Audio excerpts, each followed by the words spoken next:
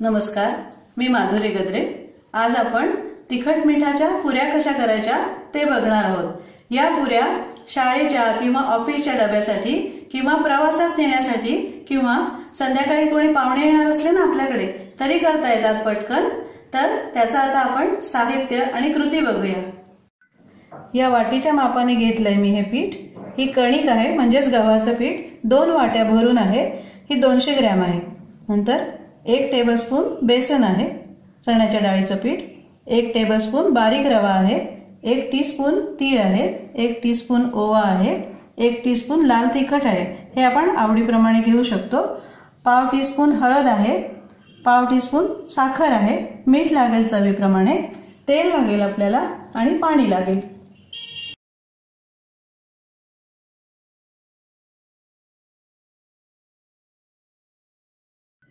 या परातीमध्ये कणिक काढून घेते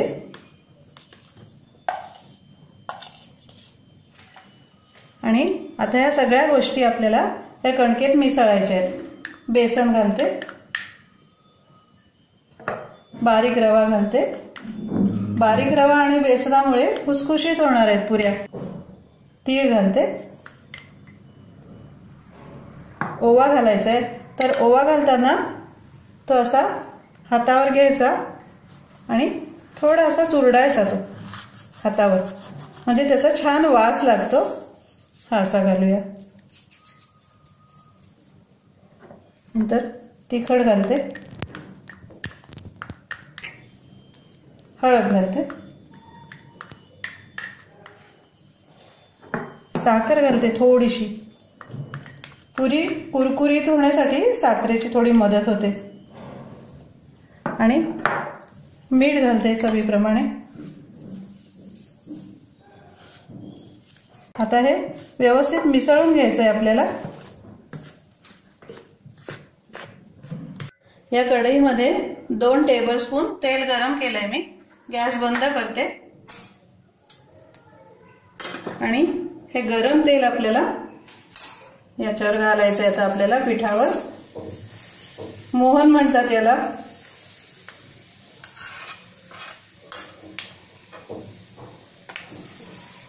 हे नीट असं मिसळून घ्यायचं, सगळीकडे लागायला हवं ते।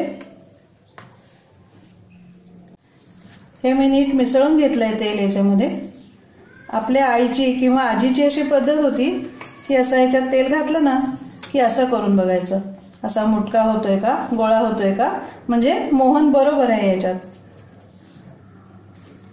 आता याच्यात थोडं थोडं पाणी घालून भिजवून घेऊ आपण। एकदम घालायचं नाही पाणी, नाहीतर गठ्ठा तयार होतो त्याचा एका बाजूला। थोडं थोडं घालून घट्ट भिजवायची आपल्याला कणिक। भिजवून घेते।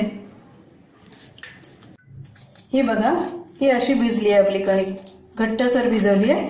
आपल्या पोळीपेक्षा थोडी घट्ट भिजवायची, पण अति घट्ट नको, नाहीतर मग कडेने चिरा जातात पुरीला। तर अशी भिजवून घेतली आहे। याच्यासाठी मला पाऊण वाटीपेक्षा थोडं जास्त लागलं पाणी। थोडं कमी जास्त लागू शकतं, जसा आपला गहू असेल वेगळ्या प्रकारचा त्याप्रमाणे। तर आता ही कणिक आपल्याला 10 मिनिटं झाकून ठेवायची आहे। झाकून ठेवते। 10 मिनिटं झाली आहे, बघूया आता आपण। मुरली आहे जरा कणिक। तर आता आपण ही 2 मिनिटं खूप मळून घ्यायची आहे व्यवस्थित। जेवढी चांगली मळू ना तेवढी पुरी छान होईल आपली। व्यवस्थित मळून घ्यायची।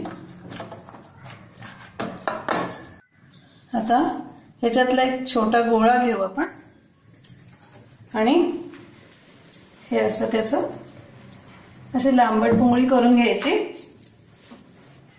हे असं केल्यामुळे ना पुऱ्यांचा आकार एकसारखा व्हायला मदत होईल, एकसारखे गोळे होतील। तर असे त्याचे गोळे काढून घेऊ आपण। आपल्याला कशी लहान मोठी हवी आहे त्याप्रमाणे आपण करू शकतो। तर असं करून घेते आणि पुन्हा असं हे मळून घ्यायचं आहे आपल्याला। पुन्हा एकदा करून घेते। या अशा गोळ्या करून घेतल्यात मी कणकेच्या। तर हे असं नीट मळून घ्यायचं हातावर आणि थोडंसं तेल लावायचं पोळपाटाला वरती. आपल्याला पीठ नाही वापरायचंय, कारण पीठ तेलामध्ये जळू शकतं. एकसारखी लाटायची पुरी आणि थोडी जाड हवी ही पुरी. ही बघा अशी अशी. हे घ्यायचं, तेल लावायचं खाली वर आणि एकसारखं लाटून घ्यायचंय. काठ जाड नको राहायला. एकसारखी लाटली ना की नीट फुगेल ती पुरी. आणि जाड ठेवायची. हे बघा अशी अशा लाटून घेते सगळ्या. तेल चांगलं तापलंय आपलं. आता बारीक करायचा गॅस आणि एक छोटा तुकडा टाकून बघूया. तो जर पटकन वर आला, हे बघा आलाय, म्हणजे तापलंय ते. काढून घेते. मध्यम ठेवायचा गॅस, कारण कमी नको व्हायला त्याचं टेम्परेचर.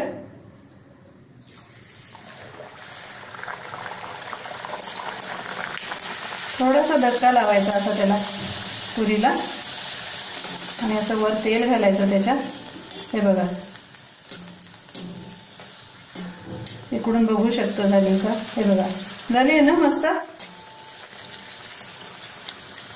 छान तळून घ्यायची दोन्ही बाजूनी आणि काढून घेते. निथळून घ्यायची नीट, तेल निघालं पाहिजे. या अशा झाऱ्यामुळे लवकर निथळतं तेल. काढून घेते.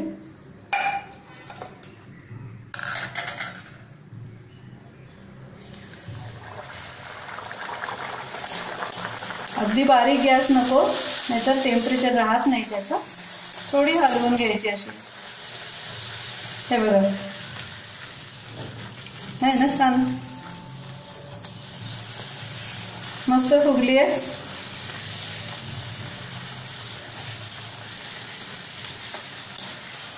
काढून घेते. तळून घेते अशा सगळ्या.